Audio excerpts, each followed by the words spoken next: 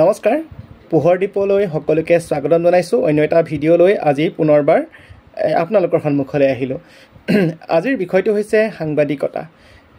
অসমত এই সময়খিনিত দেখিছো যে সাংবাদিকতাৰ বিষয়টোক লৈ বহুতো প্ৰশ্ন হৈছে বহুতো ষ্টেটাস আমি ফেসবুকত দেখিবলৈ পাইছো আৰু চৰ্চাও হৈছে বিশেষকৈ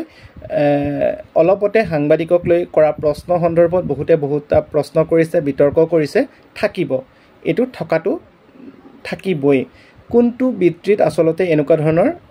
খেলিমেলি নাথাকে বা মানুহে গালি নাপাৰে আজি ডাক্তৰক গালি নপৰাকে আছে নেকি আজি শিক্ষানুষ্ঠানৰ শিক্ষাগুৰুসকলক মানুহে গালি নপৰাকে আছে নেকি বা অন্যান্য বিত্ৰিত নিয়োজিত মানুহসকলক কৰবাত নহয় কৰবাত গালি পাৰিছে আজি বেংক বিষয়াই হওক বা অন্য যিবিলাক অফিচ আছে সেইবিলাকৰ মানুহবিলাকক মানুহে গালি নপৰাকে থকা নাই আসলতে গালিটো যদি আমি ভুল কৰো গালি খাবই লাগিব আজি সাংবাদিকক কোনোবাই প্ৰশ্ন কৰিছে সাংবাদিকক কোনোবাই বেয়া ব্যৱহাৰ কৰিছে সেই গুটেবিলাক আমি সংবাদ মাধ্যমৰ জৰিয়তে আমি গম পাইছো কোনোবা এটা কাৰ্যালয়ৰ কোনোবা এজন সাংবাদিকক যদি কোনোবাই পঢ়াৰ কৰিছে বা কোনোবা এজন সাংবাদিকক যদি কোনোবাই বেয়াকেও কৈছে হেতু আকৌ সংবাদ মাধ্যমৰ বেলেগ এটা মাধ্যমেৰে আমি গম পাইছো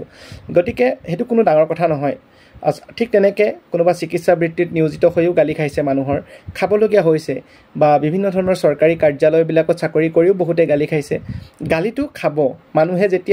যেতিয়া মানুহে ভুল কৰিব তেতিয়া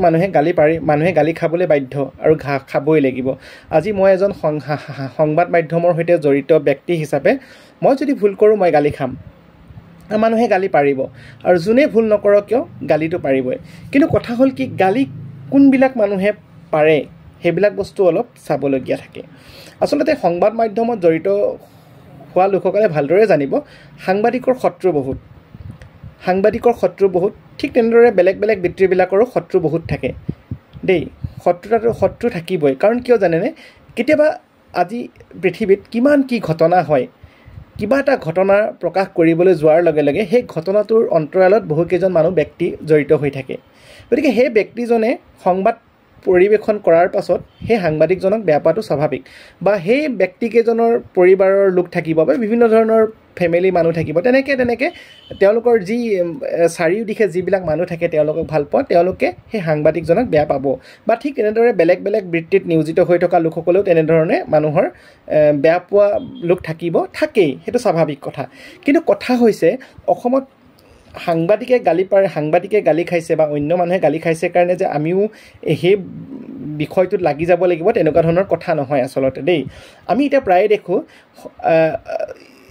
বিদ্যালয়লৈ যদি শিক্ষাগুৰুজন 9:35ত আহিছে বা 9:30 বজাত আহিছে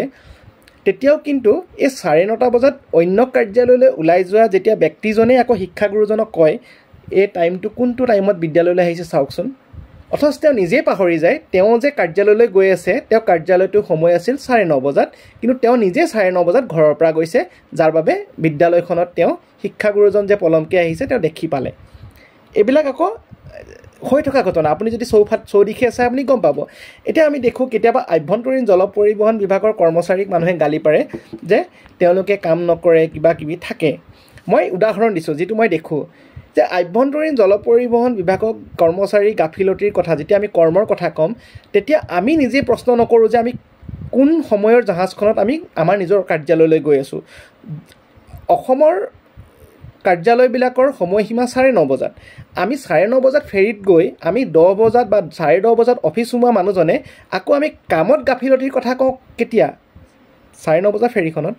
বা আমি বাছখনক গালি পাৰো যে বাছখনে এটো সময়ত ইমান দেৰিকে কিয় আহিছে কিন্তু আমি সেই বাছখনত যাবলৈ আমি কিমান দেৰিকে ওলাইছো সেই কথাটো আমি নিজক প্ৰশ্ন নকৰো মই এইবিলাক কেৱল উদাহৰণ দিছো যে সাংবাদিকজনক আমি গালি পৰাটোৰ কাৰণে মই কথাটো কোৱা নাই যে আমি যে মানুহক প্ৰশ্ন কৰো আমি যে মানুহক গালি পাৰো আমি নিজক প্ৰশ্ন কৰো নে নকৰো হেতু আটাইতকৈ ডাঙৰ কথা আজি সংবাদ মাধ্যমক মানুহে গালি পাৰিব পাৰে আজি বিভিন্ন কাৰ্যালয়ত থকা আজি আমি পিয়ন এজনক গালি পাৰিব পাৰো বিভিন্ন কাৰণত কিন্তু পিয়নজনক গালি পৰা আগতে মই কিমান নিখুঁত মই কিমান স্বচ্ছ সেই কথাটো আমি জানি ল'ব লাগিব ঠিক তেনেকৈ সংবাদ মাধ্যমৰ ক্ষেত্ৰখনতো একেই আমি সাংবাদিক এজনক গালি পৰিলে সাংবাদিকজনক গালি পৰা আগতে সাংবাদিকজনে কৰা কাৰ্যটো আৰু মোৰ লগত মই যিবিলাক কৰোঁ সেই বস্তুটোৰ লগত আমি মিলাই মেলি কথাবিলাক ক'লে সমাজখন নিশ্চয় শৃংখলাবদ্ধ হ'ব আৰু শৃংখলিত হ'ব আৰু আমি তেনেদৰে আগবাঢ়ি যাব পাৰিম এতিয়া কথা হৈছে কি, সাংবাদিকসকলক মানুহে টাৰ্গেটটো কিয় কৰি লয়? আজি মই নকওঁ, সংবাদ মাধ্যমত বহুত জনা শুনা মানুহ আছে, মই নিজে সংবাদ মাধ্যমৰ সৈতে জড়িত মানুহ, মই দেখিছোঁ বহুত জনা শুনা মানুহ সংবাদ মাধ্যমৰ সৈতে জড়িত, কিন্তু এতিয়া অসমৰ বিভিন্ন প্ৰান্তত এনেকুৱা সাংবাদিকো আছে। এতিয়া উদাহৰণ হিচাপে আপোনালোকৰ এলেকাটোত এতিয়া এজন সাংবাদিকক আমি যেতিয়া দেখোঁ বা চাওঁ, সেই ব্যক্তিজনক গাঁওখনৰ মানুহবিলাকে জানে যে তেওঁ কেনে প্ৰবৃত্তিৰ লোক, তেওঁ কেনে মানসিকতাৰ লোক। সেই লোকজনৰ যদি গাঁওখনত এটা বিয়োগাত্মক প্ৰভাৱ আছে আৰু সেই লোকজনকে যদি কোনোবাই সাংবাদিকতা বৃত্তিত তেওঁ নিয়োজিত হৈছে, তেতিয়া সেই সাংবাদিকজনক দেখিয়ে মানুহে সাংবাদিক কি ধৰণৰ, মানে কেনেকুৱা ধৰণৰ সাংবাদিক যে হ'ব পাৰে সেই কথাটো তেওঁলোকে মন মগজুত সোমাই যায়, তেওঁলোকৰ গাঁৱৰ সাংবাদিকজনক দেখিয়ে বা তেওঁলোকৰ অঞ্চলৰ সেই সাংবাদিকজনক দেখিয়ে। মানে মানুহে সাংবাদিক বুলি ক'লে আপোনাৰ গুৱাহাটীত কৰি থকা সাংবাদিকখিনিৰ কথা নাভাবে। বহু মানুহে কোনখিনি সাংবাদিকতাৰ কথা ভাবে, যিখিনি তেওঁলোকৰ চৌপাশত যিখিনি সাংবাদিকক দেখিছে সেই সাংবাদিকখিনিক লৈহে তেওঁলোকৰ এটা পৰিকল্পনা থাকে, তেওঁলোকৰ মানসিক জগতত সেই সাংবাদিকখিনিহে তেওঁলোকে ক্ৰিয়া কৰি থাকে। ভাল সাংবাদিকবিলাক যদি নেদেখে, তেতিয়াহ'লে সেই ভাল সাংবাদিক দেখাৰ লগে লগেহে তেওঁলোকৰ যে সাংবাদিকো ভাল থাকে সেই কথাটো জানিব। যদি বেয়া সাংবাদিক দেখি থাকে বা কোনোবাই দুৰ্নীতি কৰা সাংবাদিক, ধন দাবী কৰা সাংবাদিক, টকা পালেহে বাতৰি কৰা সাংবাদিক, এনেকুৱা যেতিয়া সাংবাদিক চৌপাশত দেখি থাকিব, তেতিয়া তেওঁৰ সাংবাদিকতা বৃত্তিটোৰ প্ৰতি সেইটোৱে তেওঁৰ মানসিকতা গঢ় ল'ব। মই এইটো কোৱা নাই যে মোৰ অঞ্চলত আছে বা আপোনালোকৰ অঞ্চলত আছে, আচলতে অঞ্চল ভিত্তিক যিবিলাক সাংবাদিক অঞ্চলৰ লোকসকলে দেখে, আজি গুৱাহাটীৰ চৌপাশত যিবিলাক মানুহে সাংবাদিকসকলক চিনি পায়, কেনেকুৱা সাংবাদিক কাষৰ মানুহজনে নাজানিব নেকি? যদি জানে, তেতিয়া সেই সাংবাদিকজনক যেতিয়া দেখি থাকিব,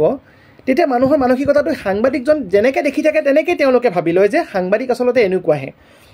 এতিয়া মানুহে ভাল সাংবাদিক দেখিলেহে মানুহে ভাল ধৰণে ভাবিব যে সাংবাদিকৰ বৃত্তিটো কিন্তু এনেকুৱা দেই, অধ্যয়ন কৰিব লাগে, বহুত কথা জানিব লাগে, বহুত বস্তু তেওঁলোকে চিন্তা কৰিব লাগে, তেওঁ নিজেও বহুতখিনি সচেতন হৈ থাকিব লাগে, ক'ৰবাত তেওঁলোকে যদি কিবা এটা কৰাৰ আগত 10 বাৰ ভাবিব লাগে। সাংবাদিক হিচাপে তেওঁলোকে প্ৰতিজন মানুহৰ লগতে ভালদৰে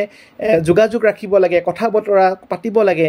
এই কথাবিলাক যেতিয়া এজন সাংবাদিকে নিজৰ ক্ষেত্ৰখনত, নিজৰ অঞ্চলত এটা ইতিবাচক প্ৰভাৱ পেলাবলৈ সক্ষম হ'ব, তেতিয়াহে মানুহৰ সাংবাদিকতাৰ বৃত্তিটোৰ প্ৰতি এটা শ্ৰদ্ধা আহিব। অকল সাংবাদিকতাৰ বৃত্তিটোৰ প্ৰতি নহয়, আজি যিকোনো বৃত্তিতে চিকিৎসক এজন যদি ঘৰৰ কাষত চিকিৎসক এজন আছে, চিকিৎসকজনৰ তেওঁৰ ব্যৱহাৰ পাতিৰ পৰা আৰম্ভ কৰি তেওঁ চিকিৎসাৰ গোটেই প্ৰণালীলৈকে সকলোবিলাক যদি সুশৃংখলিতভাৱে তেওঁ কৰে, তেওঁক যেতিয়া মানুহে দেখিব, তেতিয়া তেওঁ চিকিৎসক বৃত্তিটোৰ প্ৰতি এটা সন্মান আহিব। ঠিক তেনেদৰে শিক্ষকৰ বৃত্তিটোৰ প্ৰতিও সন্মান আহিব, অন্যান্য বৃত্তিটোৰ প্ৰতিও মানুহৰ সন্মানটো আহিব। কিন্তু মানুহে প্ৰদীপ গগৈ এজন সাংবাদিক হিচাপে বা তেওঁ ভাল এজন সাংবাদিক, অন্য এজন সাংবাদিক ভাল, তেওঁলোক আছে কাৰণে নেদেখাকৈ তেওঁলোকক সেই বৃত্তিটোৰ প্ৰতি তেওঁলোকৰ শ্ৰদ্ধা কেতিয়াও নাহে। তেওঁলোকে মানুহে নিজৰ অঞ্চলত যি ধৰণে সাংবাদিকজনক দেখি থাকিব, সেই হিচাপে সাংবাদিকতাৰ গোটেই বৃত্তিটোত কেনেধৰণৰ মানুহ জড়িত হৈ আছে, তেওঁলোকৰ সেই মন মগজুত তেনেকেই গঢ় ল'ব আচলতে সেই বৃত্তিটোৰ প্ৰতি কেনেকুৱা মানুহ জড়িত হৈ আছে। গতিকে সাংবাদিকক গালি পাৰিলে বা যিকোনো বৃত্তিত থকা মানুহক মানুহে গালি পাৰিলে গালিখিনি ভালদৰে শুনিব লাগে। ক'ৰবাত কিজানি ময়ো ভুল কৰি আছোঁ সেই গালিখিনিৰ কাৰণে, ক'ৰবাততো ময়ো ভুল কৰি থাকিব পাৰোঁ ন, গালিখিনি কি কাৰণে পাৰিছে, ক'ৰবাত মই সেই ভুলখিনি কৰিছোঁ নেকি, সেইটোহে প্ৰথমে ৰিয়েলাইজ কৰিব লাগে। কিন্তু মানুহেতো গালি মানুহক পাৰেই, কোনখিনি মানুহে গালি পাৰিছে। এতিয়া মই ক'লোঁ নহয়, প্ৰথমে উদাহৰণ দিছিলোঁ নহয়, যে 9:30 বজাত কাৰ্যালয়লৈ ওলোৱা ব্যক্তিজনে যদি 9:30 বজাত বিদ্যালয়লৈ অহা শিক্ষয়িত্ৰীগৰাকীক দেখিছে, সেই মানুহজনে গালি পাৰিলে ইমান বেছি গাত লগাই ল'ব নালাগে, কাৰণ তেওঁ নিজৰ নৈতিকতাও নাই আৰু বেলেগক তেওঁ নৈতিকতাৰ শিক্ষা দিয়াৰ অধিকাৰ নাই। গতিকে সেই বস্তুটো নিজেই গম পাব আপোনালোকে। গতিকে মই ভাবোঁ যে নিজৰ ক্ষেত্ৰখনত থাকি মানুহে গালি পাৰিলেও শুনিব লাগে যে তেওঁ কোনটো ধৰি গালি পাৰিছে। যদি সেই বস্তুটোৰ কোনো বৈধতা আছে বুলি ভাবে, সেই বস্তুখিনি যদি নিজৰ ভুল আছে বুলি ভাবে, শুধৰাই ল'ব লাগে। যদি নিজৰ ভুল নাই, যদি নিজক কোৱা নাই, তেতিয়া শুনিব লাগে যে গালি পাৰিছে যদি পাৰিছে। কিন্তু কথাটো হৈছে কি, যিকোনো বৃত্তিত মানুহে গালি পাৰিবই, যিকোনো বৃত্তিত নাথাকক কিয় মানুহে গালি খায়েই। গতিকে মই ভাবোঁ নিজৰ বৃত্তিটোৰ প্ৰতি সন্মান শ্ৰদ্ধা থকালৈকে মানুহে কাম কৰিব লাগে আৰু নিজৰ বৃত্তিটোক বিৰাট ভাল পাব লাগে। মানুহে যিকোনো কাৰণতে ভাল পাব লাগে। মানুহে যি কৈছে ডাঙৰ কথা নহয়। আপুনি যদি মেকানিক হয়, মেকানিকৰ বৃত্তিটোক ভাল পাওক। আপুনি যদি জোতা চিলাই কৰিছে, সেই বৃত্তিটোক আপুনি ভাল পাওক। যি কামেই নকৰক, আনন্দ মনেৰে কৰক, ভাল পাওক, সেই বৃত্তিটোক সন্মান কৰক আৰু নিজেই সততাৰে যিমানখিনি আপুনি সততাৰে থাকিব পাৰে ভুল নকৰাকৈ আপুনি থাকিব পাৰে আপুনি থাকক মই ভাবোঁ মানুহে গালি পৰাটো পাৰিবই গতিকে মই এই কথাখিনি ক'লোঁ যদি ক'ৰবাত ত্ৰুটি হৈছে ক্ষমা কৰিব কিন্তু কথাখিনি মই কেৱল সোঁৱৰাইহে দিলোঁ ধন্যবাদ